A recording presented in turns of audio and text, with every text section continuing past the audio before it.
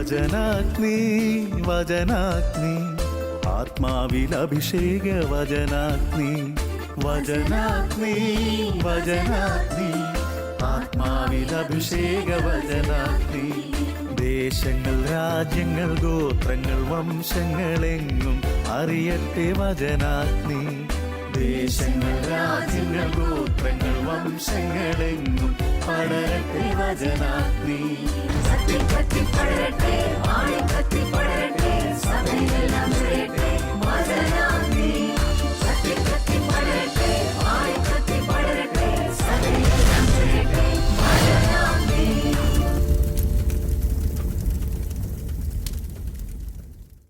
Hallelujah, price the Lord.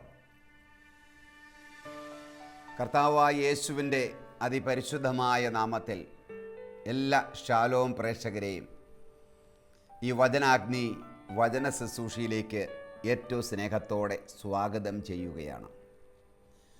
ഇന്നത്തെ വചന സന്ദേശം ഇത് കേൾക്കുന്ന കാണുന്ന എല്ലാവർക്കും ഏറെ അനുഗ്രഹപ്രദമായി മാറട്ടെ.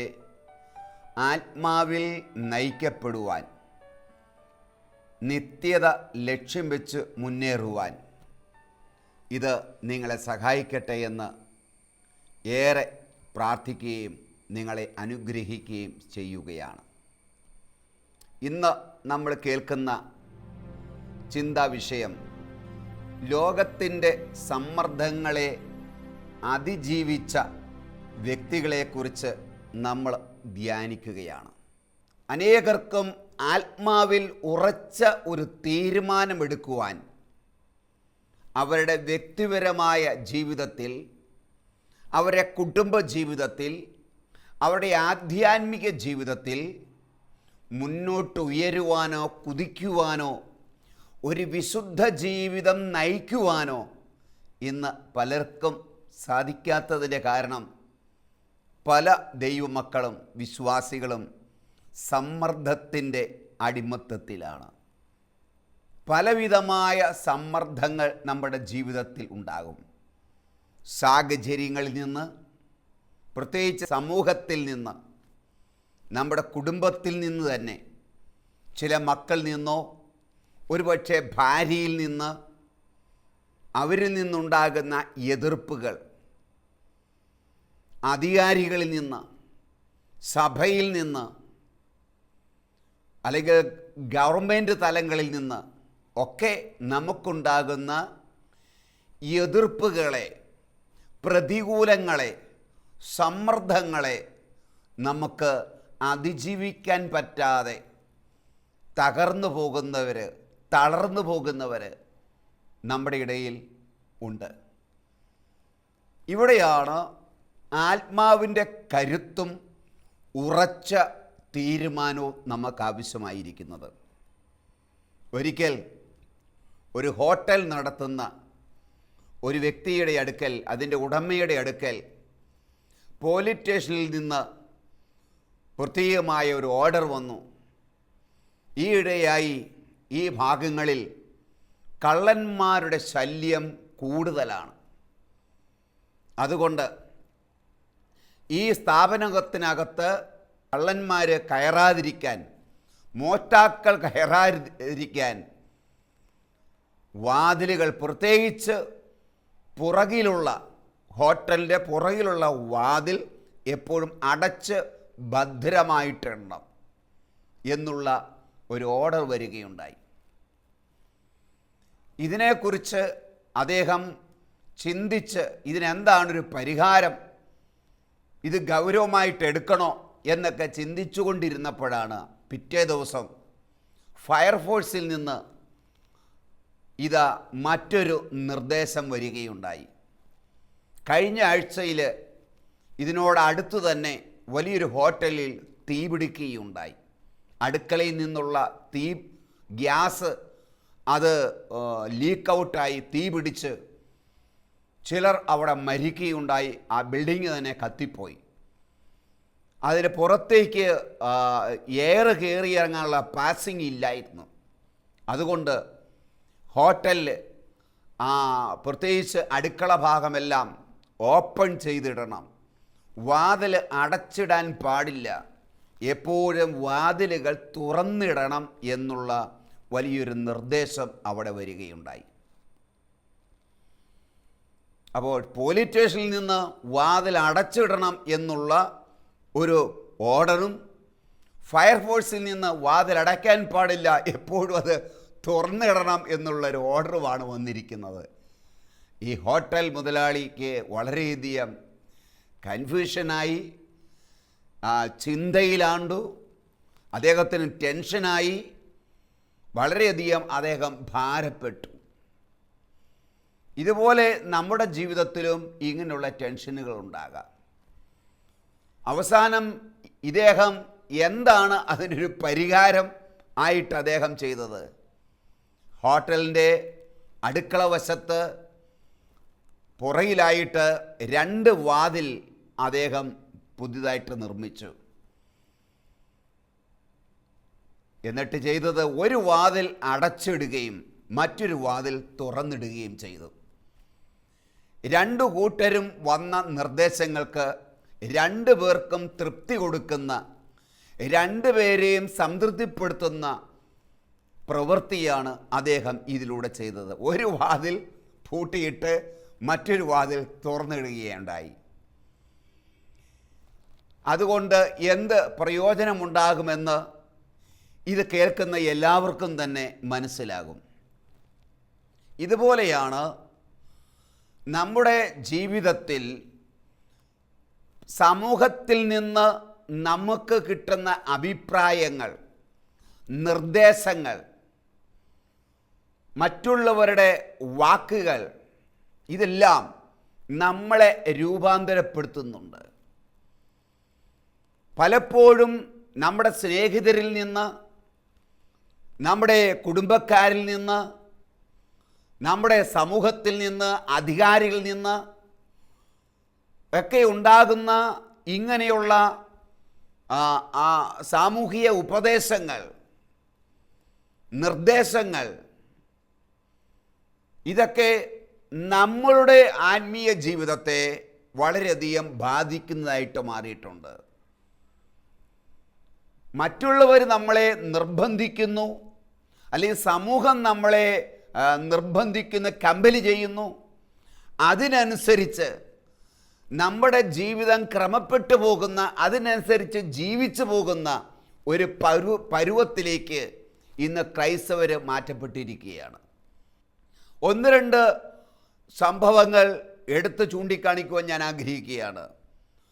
ലൂക്കായുടെ സുവിശേഷം അതിൻ്റെ 19-ാം അധ്യായം 3-4 വാക്യങ്ങൾ സുപരിചിതമായ ഒരു സംഭവമാണ്. സക്കയൂസിന് പൊക്കം കുറവുള്ള ഒരു വ്യക്തിയായിരുന്നു. അവൻ ജെറീക്കോവിലായിരുന്നു അവൻ്റെ പ്രവർത്തന മണ്ഡലം. അവൻ ജെറീക്കോവിലൂടെ യേശു പോയപ്പോൾ അവന് യേശുവിനെ കാണണം എന്നുള്ള വലിയ അതിയായ ആവശ്യം അവൻ്റെ ഉള്ളിലുണ്ടായി, ഒരാഗ്രഹമുണ്ടായി. എന്നാൽ വലിയ ഒരു ജനക്കൂട്ടം അവിടെ ഉണ്ടായിരുന്നത് കൊണ്ട് ജനക്കൂട്ടം നിമിത്തം യേശുവിൻ്റെ അടുക്കലേക്ക് അവന് ചെല്ലുവാൻ സാധിച്ചില്ല. യേശുവിനെ കാണണം, യേശുവിനെ അറിയണം എന്നുള്ള അതിയായ ആഗ്രഹം അവൻ്റെ ഉള്ളിലുണ്ടായിരുന്നുവെങ്കിലും അതിന് തടസ്സമായി നിന്നത് വലിയൊരു ജനക്കൂട്ടമാണ്. യേശുവിന് ചുറ്റും ബോഡി ഗാർഡായിട്ടൊരു 12 പേര്, അല്ലാതെ യേശുവിനെ സ്ഥിരം അനുഗമിക്കുന്ന മറ്റ് ശിഷ്യന്മാർ, സ്ത്രീകൾ, പിന്നെ യേശുവിനെ കാണാൻ വലിയൊരു സമൂഹം, അപ്പം തിന്നാൻ, രോഗശാന്തി കിട്ടാൻ, അനുഗ്രഹങ്ങൾ കിട്ടാൻ വലിയൊരു സമൂഹം, എങ്ങനെ വലിയൊരു ജനക്കൂട്ടമാണ്. അപ്പം ഈ ജനക്കൂട്ട നിമിത്തം യഥാർത്ഥമായി ഹൃദയത്തിൽ യേശുവിനെ കാണണം എന്നാഗ്രഹിച്ച സക്യൂസിന് ജനക്കൂട്ടം ഒരു തടസ്സമായി മാറി. സക്യൂസിനും യേശുവിനും ഇടയിൽ ഒരു ജനക്കൂട്ടമാണ്, അടുത്തോട്ട് ചെല്ലാൻ പോലും സാധിക്കുന്നില്ല. ഇതാണ് സമൂഹം എന്ന് പറയുന്നത്. പലപ്പോഴും നമ്മൾ നല്ല തീരുമാനങ്ങൾ ചിലരെങ്കിലും എടുത്താലും അതിൽ ഉറച്ചു നിൽക്കാനായിട്ട് പറ്റാത്തതിൻ്റെ കാരണം ആ തീരുമാനത്തിലോട്ട് അടുക്കാൻ പറ്റാത്തതിൻ്റെ കാരണം, ആ ലക്ഷ്യത്തിൽ നമുക്ക് എത്തിച്ചേരാൻ നമുക്ക് സാധിക്കാത്തതിൻ്റെ കാരണം ജനക്കൂട്ടമാണ്, സമൂഹമാണ്. അപ്പോൾ സക്യൂസിന് ഇങ്ങനെയുള്ള ഒരു പ്രതികൂലം വന്നപ്പോൾ, സമൂഹത്തിൻ്റെ ഒരു സമ്മർദ്ദം ഉണ്ടായപ്പോൾ, സക്യൂസ് അവൻ്റെ ഉള്ളിൽ തന്നെ അതിനൊരു പരിഹാരം അവന് കിട്ടി. എന്താ? ജനക്കൂട്ടത്തിന് മുൻപേ ഓടുക. ജനക്കൂട്ടത്തിൻ്റെ മുൻപേ ഓടുന്നവനായി അവൻ മാറ്റപ്പെട്ടു. അതാണ് അവന് കിട്ടിയ പരിഹാര മാർഗം. അതിൻ്റെ ആ പിന്നീടുള്ള സംഭവങ്ങളെല്ലാം നിങ്ങൾക്കറിയാം. അവൻ മരത്തിൽ കയറിയിരുന്നതും യേശു വഴി വന്നതും അവനെ പ്രത്യേകം വിളിച്ചിറക്കിയതും അവൻ്റെ കുടുംബത്തിലേക്ക് വന്ന് കുടുംബം അനുഗ്രഹിക്കപ്പെട്ടതല്ല. അപ്പോൾ എന്തുകൊണ്ടാണ് അവന് യേശുവിനെ കാണുവാൻ സാധിച്ചത്? മാത്രമല്ല അവൻ്റെ വീട്ടിലേക്ക് യേശുവിന് വരാൻ സാധിച്ചത്, അവൻ്റെ കുടുംബം മുഴുവൻ അനുഗ്രഹിക്കപ്പെട്ടതിനൊരു കാരണം അവൻ തന്നെ എടുത്ത തീരുമാനമാണ്. അവൻ്റെ ഉള്ളിൽ അവനൊരു തീരുമാനമെടുത്തു. ജനക്കൂട്ടം ഒരു തടസ്സമായി വന്നപ്പോൾ അവൻ്റെ ഉള്ളിൽ അവനൊരു പരിഹാരം കണ്ടെത്തി. ജനക്കൂട്ടം തടസ്സമാണ് എന്ന് പറഞ്ഞ് ഞാൻ പിന്മാറിപ്പോകുകയില്ല. ഈ ജനക്കൂട്ടം എനിക്കൊരു തടസ്സമല്ല. ജനക്കൂട്ടമാണെന്നും പറഞ്ഞ് എൻ്റെ ആവശ്യമോ എൻ്റെ ആഗ്രഹങ്ങളോ ഞാൻ ബലിയഴിക്കുകയില്ല. ഞാൻ പിന്മാറിപ്പോകാൻ എനിക്ക് ഉദ്ദേശമില്ല. ജനക്കൂട്ടത്തിൻ്റെ മുൻപേ ഞാൻ ഓടും എന്നവൻ ഉറച്ച തീരുമാനമെടുത്തു. ആ തീരുമാനത്തിൻ്റെ ഫലമാണ് അവൻ ഓടിയതും പിന്നീട് നടന്ന എല്ലാ സംഭവങ്ങളും. ഈ ശബ്ദം കേൾക്കുന്ന എൻ്റെ സഹോദരങ്ങളെ, സഹോദരിമാരെ, ഞാൻ സ്നേഹത്തോടെ നിങ്ങളോട് പറയട്ടെ, നിങ്ങൾ വളരെ വർഷങ്ങൾക്ക് മുമ്പേ ധ്യാനം കൂടിയവരായിരിക്കാം, പല ധ്യാനങ്ങൾ ആവർത്തിച്ചു കൂടിയിട്ടുണ്ടായിരിക്കാം.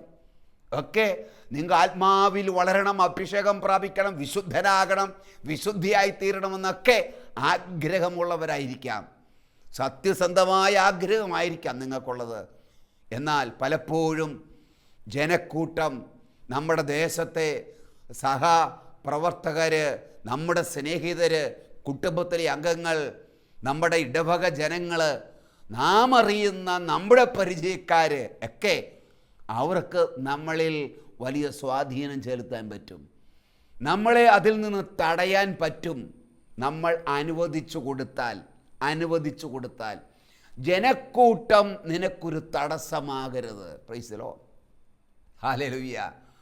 നിന്റെ ലക്ഷ്യത്തിൽ നിന്ന് പിന്തിരിയുവാൻ, മടുത്ത് പിന്മാറുവാൻ, പ്രിയമുള്ളവരെ, ജനക്കൂട്ടത്തിൻ്റെ ആ സമ്മർദ്ദം നിനക്ക് കാരണമായി മാറരുത്.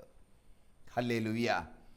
മറ്റൊരു സംഭവം മാർക്കോസിൻ്റെ സുവിശേഷം അതിൻ്റെ 10-ാം അധ്യായം 48-ാമത്തെ തിരുവചനം. അതും നമുക്ക് സുപരിചിതമായൊരു സംഭവമാണ്. ബർത്തിമേസ്, വഴിയറമ്പിലിരിക്കുന്ന അന്ധനായ ബർത്തിമേസ്. അവന് കണ്ണു കാണാൻ പാടില്ല, പക്ഷേ യേശുവാണ് തൻ്റെ മുമ്പിലൂടെ കടന്നു പോകുന്നത് എന്നവൻ അറിഞ്ഞു. അവൻ ഉച്ചത്തിൽ നിലവിളിച്ചു. നിലവിളിക്കേണ്ട താമസം മുൻപേ പോയിക്കൊണ്ടിരുന്നവർ പറഞ്ഞു, മിണ്ടാതിരടാ, നിശബ്ദനാകാൻ പറഞ്ഞ് അവനെ ശാസിച്ചു. കണ്ടോ? യേശുവിനെക്കുറിച്ച് പണ്ടേ അവന് കേട്ടറിവുണ്ട്. അവൻ ദാവീദിൻ്റെ പുത്രനാണ്, വരാനിരിക്കുന്ന രക്ഷകനാണ്, കാൽവരിയിൽ മരിക്കേണ്ടവനാണ്, അവൻ വഴിയാണ് ലോകം മുഴുവൻ പ്രാപിക്കാനിരിക്കുന്നത്, അവൻ ദൈവത്തിൻ്റെ മനുഷ്യാവതാരമാണ്, അന്ധനാണെങ്കിലും ഈ ആത്മീയ വെളിപ്പാടുള്ളവനായിരുന്നു അവൻ.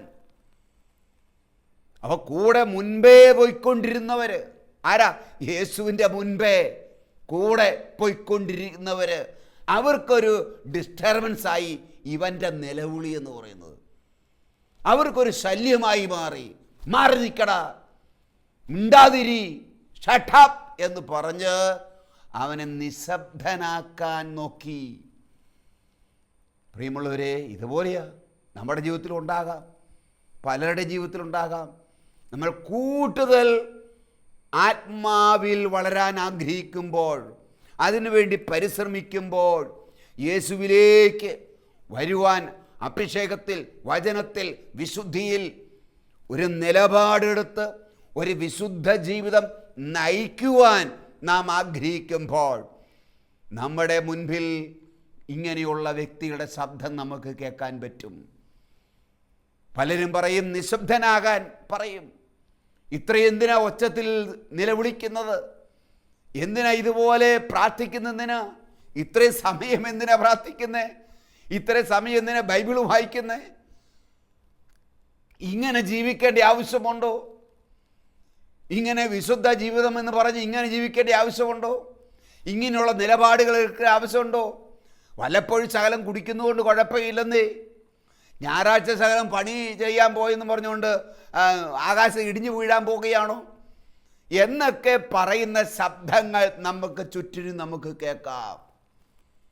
ഇത്രയൊന്നും വേണ്ട, ഇത് അധികപ്പറ്റാണ്. നീ ഒരു സാധാരണ വ്യക്തിയായിട്ട് ജീവിക്ക്. നീ വിശുദ്ധനല്ലല്ലോ. വിശുദ്ധന്മാരൊക്കെ അങ്ങനെ ജീവിക്കട്ടെ. നമ്മൾ കുടുംബജീവിതം നയിക്കുന്നവരല്ലേ, നമുക്ക് അങ്ങനെയുള്ള പ്രാരാബ്ധങ്ങളൊക്കെ ഇല്ലേ? നമ്മൾ സന്യാസമൊന്നും അല്ലല്ലോ നടത്തുന്നത്. അതുകൊണ്ട് നീ ഇതിനെക്കുറിച്ച് ചിന്തിക്കേണ്ട ആവശ്യമുണ്ടോ എന്നൊക്കെയുള്ള ശബ്ദങ്ങൾ ഞാൻ കേട്ടിട്ടുണ്ട്. പുതിയ നല്ലതല്ല ആത്മീയമായ ചിന്തകൾ മറ്റുള്ളവരോട് പറയുമ്പോൾ പലരും പറയും, എന്തിനാ നമ്മൾ ഇതിനകത്തൊക്കെ ഇടപെടാൻ പോകുന്നത്? നമ്മളെ കൊണ്ടൊന്നും മാറ്റം വരുത്താൻ പറ്റുകയില്ല. നമ്മൾ ഒരു നല്ല ക്രിസ്ത്യാനിയായിട്ട് ജീവിച്ചാൽ മതി. നമ്മൾ അവിടെയും ഇവിടെ ഓടി നടന്നൊന്നും പ്രവർത്തിക്കേണ്ട ആവശ്യമില്ല. ഇങ്ങനെയുള്ള ഉപദേശങ്ങൾ, നല്ല ഉപദേശങ്ങൾ നമുക്ക് പറഞ്ഞു തരാൻ ആൾക്കാർ കാണും. എന്തായാലും സക്കിയൂസിനെ അല്ലെങ്കിൽ ബർത്തിമായെ നോക്കിക്കൊണ്ട് പറഞ്ഞു, നിശബ്ദനാകാൻ പറഞ്ഞവനെ ശാസിച്ചെന്ന് പറയുന്നത്. ചിലപ്പോൾ നമ്മുടെ ഈ പോക്ക് കണ്ട് നമ്മളെ ശാസിക്കുന്നവർ കാണും, ഷൗട്ട് ചെയ്യുന്നവർ കാണും, വഴക്ക് പറയുന്നവർ കാണും. കാരണം അവർക്ക് മനസ്സിലാക്കാൻ പറ്റാതെ വരും സമൂഹത്തിന് ചിലപ്പോൾ, അല്ലെങ്കിൽ അധികാരികൾക്ക്. പ്രിയമുള്ളവരെ, ആവശ്യബോധം ഉള്ളത് ഈ അന്ധനാ. അവനാണ് കണ്ണ് കാണേണ്ടത്. അവൻ അന്ധനാ, അവനെ നഷ്ടപ്പെട്ടത് അവനാ, ലഭിക്കേണ്ടത് അവനാണത്.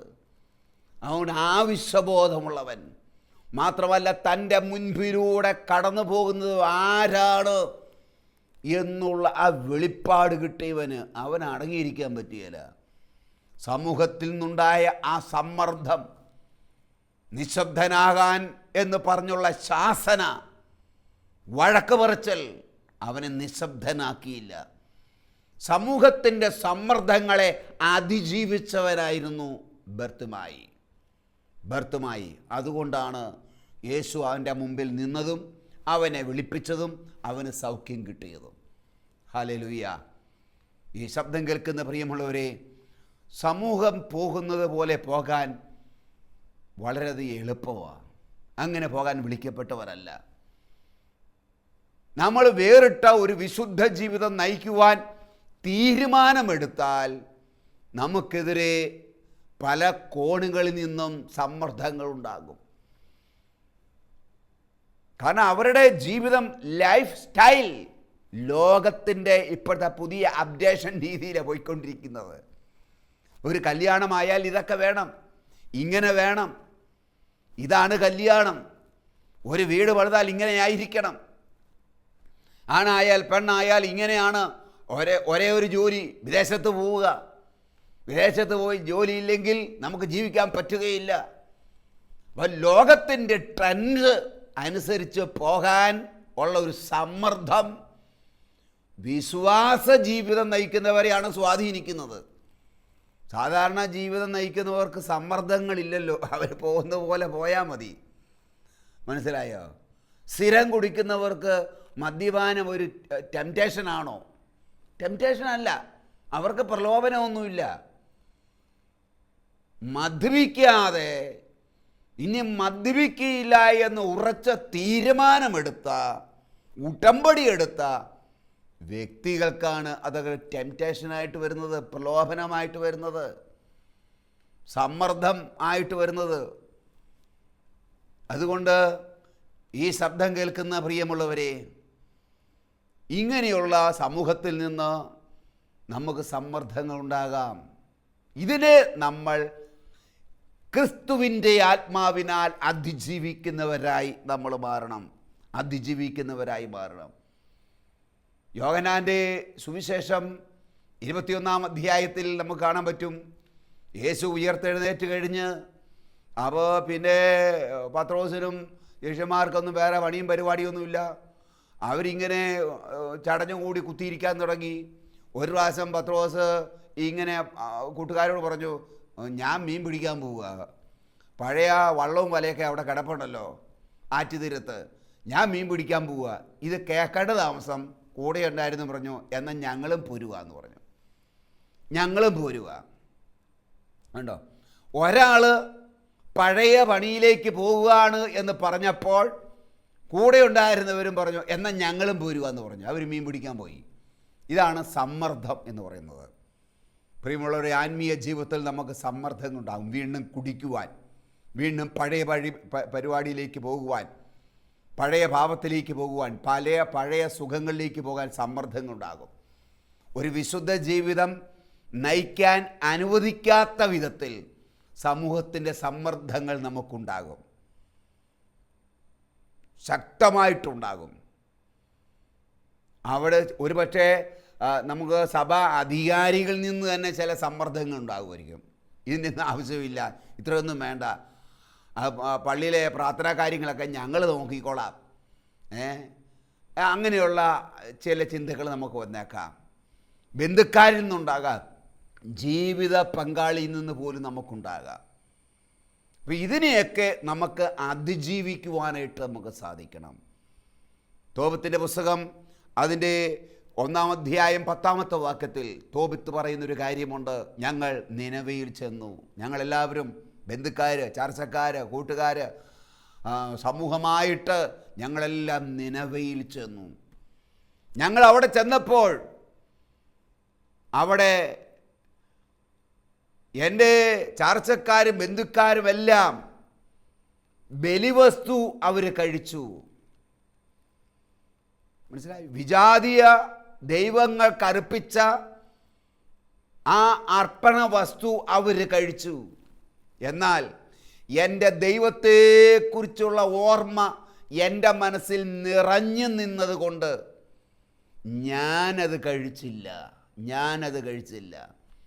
അപ്പോൾ വിഗ്രഹങ്ങൾക്കർപ്പിച്ച ഭക്ഷണം അവൻ്റെ ബന്ധുക്കാർ, സ്നേഹിതർ, ചാർച്ചക്കാർ, കുടുംബക്കാർ എല്ലാവരും കഴിച്ചു. കാരണം പലപ്പോഴും അങ്ങനെയാണല്ലോ, എല്ലാവരും ചെയ്യുന്നത് നമുക്കും ചെയ്യാനുള്ള ടെൻഡൻസിയാണ്. എല്ലാവരും ചെയ്യുന്നതോടൊപ്പം നമ്മളും ചെയ്തു പോകും, തിന്നു പോകും, കുടിച്ചു പോകും, പറഞ്ഞു പോകും. അത് വലിയ സമ്മർദ്ദമാണ്. പ്രിയമുള്ളവരെ, ഇതിനെ അതിജീവിക്കണം. ഇതിനെ അതിജീവിച്ചവനാണ് തോബിത്ത്. തോബിത്ത് പറയാ, എല്ലാവരും അത് കഴിച്ചു, പക്ഷേ അപ്പോഴും എൻ്റെ മനസ്സിൽ ദൈവം നിറഞ്ഞു നിന്നു. എൻ്റെ ദൈവത്തെക്കുറിച്ചുള്ള ഓർമ്മ എൻ്റെ മനസ്സിൽ നിറഞ്ഞു നിന്നത് കൊണ്ട് ഞാനത് കഴിച്ചില്ല. ഏത് സമയത്തും എവിടെ വെച്ചും പ്രിയമുള്ളവരെ, ഏത് സമൂഹത്തിൻ്റെ സമ്മർദ്ദങ്ങളുടെ മധ്യത്തിലും ദൈവത്തെക്കുറിച്ചുള്ള ഓർമ്മ ഹൃദയത്തിൽ ഏറ്റെടുക്കുന്നവന് മാത്രമേ അന്ന് ഒഴിഞ്ഞു മാറാൻ പറ്റുള്ളൂ. അല്ലാത്തവർക്ക് പള്ളി വരുമ്പോൾ ദൈവമുണ്ട്, ഞായറാഴ്ച ദിവസം ഈശോയുണ്ട്, ദൈവമുണ്ട്, ഭയങ്കര ഭക്തിയാണ്, മതഭക്തി എന്ന് പറയും, മതഭക്തിയാണ്. കൺവെൻഷൻ സ്ഥലത്ത് ചെല്ലുമ്പോൾ ഭയങ്കര ഭക്തിയാണ്. ആത്മീയ മണ്ഡലങ്ങളിലോ കൂടാരങ്ങളിലോ ചെല്ലുമ്പോൾ ഭക്തി, തീർത്ഥാടന കേന്ദ്രങ്ങളിൽ വരുമ്പോൾ ഭക്തി, തിരുനാളിൽ ചെല്ലുമ്പോൾ ഭക്തി. ഈ ഭക്തി പ്രകടനം മാത്രമേ ഉള്ളൂ. പള്ളിയിലല്ല നമ്മുടെ ഭക്തി കാണിക്കേണ്ടത്, പുറത്ത്, പള്ളിക്ക് പുറത്ത്, ദേശത്ത്, സമൂഹത്തിൽ, മറ്റുള്ളവരുടെ ഇടയിൽ നമ്മൾ ഒറ്റയ്ക്കായിരിക്കുമ്പോൾ അവിടെയാണ് ഒരു ഭക്തൻ്റെ ഭക്തി എത്രയുണ്ടെന്ന് അളക്കാൻ പറ്റുന്നത്. അപ്പോൾ എല്ലാവരും വിഗ്രഹങ്ങൾക്കർപ്പിച്ച ഭക്ഷണം കഴിച്ചു. കേട്ടോ, അവർ ദൈവത്തെ മറക്കുന്ന, കൽപ്പനകൾ മറക്കുന്നവർക്ക് മാത്രമേ ഇങ്ങനെയൊക്കെ ചെയ്യാൻ പറ്റുള്ളൂ. അങ്ങനെ എൻ്റെ കൂടെയുള്ളവരെല്ലാം അത് ചെയ്തപ്പോൾ എനിക്കും ചെയ്യാനുള്ള സമ്മർദ്ദം അവിടെ നിലനിൽക്കുന്നു. അപ്പോഴും അവൻ പറയുക, ദൈവത്തെക്കുറിച്ചുള്ള ഓർമ്മ എൻ്റെ മനസ്സിൽ നിറഞ്ഞു നിന്നതുകൊണ്ട് ഞാനത് കഴിച്ചില്ല. എൻ്റെ സ്നേഹമുള്ള, ഏറ്റവും സ്നേഹമുള്ള ഈശോയുടെ പ്രിയപ്പെട്ട സഹോദരങ്ങളെ, മക്കളെ, ഏത് സമയത്തും എവിടെ വെച്ചും നിങ്ങൾ എക്സ്കർഷന് പോകുമ്പോൾ, പിക്നിക്കിന് പോകുമ്പോൾ, വണ്ടിയെ പോകുമ്പോൾ ഒക്കെ, കൂട്ടുകാരുടെ കൂടെ നിങ്ങൾ പോകുമ്പോഴൊക്കെ ഏത് പാട്ട് പാടണം, എന്ത് പാട്ട് പാടണമെന്ന് നമുക്കൊരു നിലപാടുണ്ടായിരിക്കണം. എന്ത് തിന്നണം, എന്ത് കുടിക്കണം എന്നുള്ളത് നമുക്കൊരു നിലപാടുണ്ടായിരിക്കണം. ഓരോ കാര്യത്തിനും നീ ഒരു ദൈവ പൈതലാണെങ്കിൽ, നീ ഒരു ക്രിസ്ത്യാനിയാണെങ്കിൽ, വിശുദ്ധ കുർബാന സ്വീകരിക്കുന്ന വ്യക്തിയാണെങ്കിൽ, മാമോദീസ വെള്ളം നിന്റെ തലയിൽ വീണിട്ടുണ്ടെങ്കിൽ നമുക്കൊരു ക്രൈസ്തവ നിലപാടുണ്ടായിരിക്കണം. എല്ലാവരും ചെയ്യുന്നത് ചെയ്യാൻ പറ്റുകയില്ല, എല്ലാവരും തിന്നുന്നത് തിന്നാൻ പറ്റുകയില്ല, നമുക്ക് എല്ലാവരും പാടുന്ന പാട്ട് പാടി തുള്ളിച്ചാടാൻ പറ്റുകയില്ല. നമുക്ക് എൻ്റെ ദൈവത്തെക്കുറിച്ചുള്ള ഓർമ്മ ഉള്ളിൽ നിറഞ്ഞു നിൽക്കുന്ന വ്യക്തികൾക്ക് മാത്രമേ സമൂഹത്തിൻ്റെ സമ്മർദ്ദങ്ങളുടെ മേൽ ഒരു ജയജീവിതം നയിക്കുവാൻ, വേറിട്ട ജീവിതം നയിക്കാൻ സാധിക്കുകയുള്ളൂ. അവനാണ് ക്രൈസ്തവൻ, അവനാണ് ആത്മാവിനാൽ നയിക്കപ്പെടുന്നവൻ. ദൈവാത്മാവിനാൽ നയിക്കപ്പെടുന്നവരെല്ലാം ദൈവത്തിൻ്റെ മക്കളാണ്. സമൂഹം പറയുന്നതനുസരിച്ച് പോകുന്നവനല്ല, അവൻ ജഡീകനാണ്. റോമാ 8:14 ദൈവാത്മാവിനാൽ നയിക്കപ്പെടുന്നവർ ദൈവത്തിൻ്റെ മക്കള്. സമൂഹത്തിൻ്റെ സമ്മർദ്ദങ്ങളെ അതിജീവിക്കുവാൻ നമുക്ക് സാധിക്കുന്നത് ഈ പരിശുദ്ധാത്മാവിൻ്റെ ശക്തിയാൽ, അഭിഷേകത്താൽ. അതിനുവേണ്ടി, ആ കൃപയ്ക്ക് വേണ്ടി നമുക്കൊരു നിമിഷം പ്രാർത്ഥിക്കാം.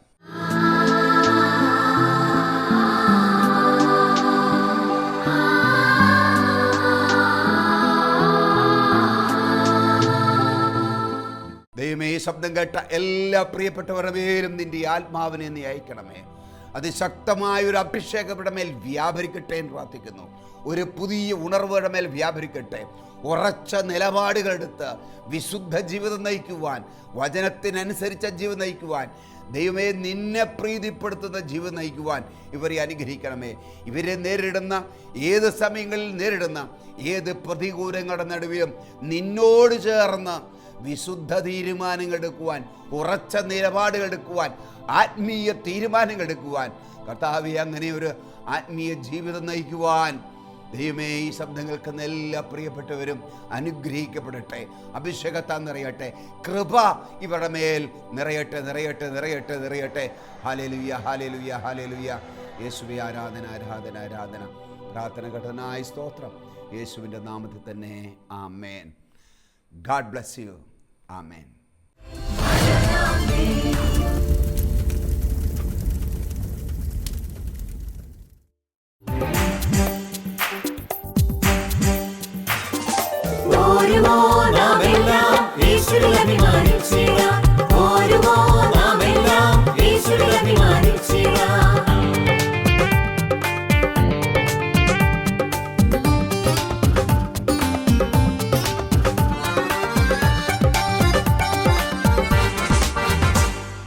നമ്മുടെ നാഥൻ ഒലിവുമലയിൽ അന്ന് നൽകിയ മിഷൻ ദൂത് തലമുറ തലമുറ കൈമാറി, കെടാതെ ഞങ്ങൾ ഘോഷിക്കും, കെടാതെ ഞങ്ങൾ ഘോഷിക്കും.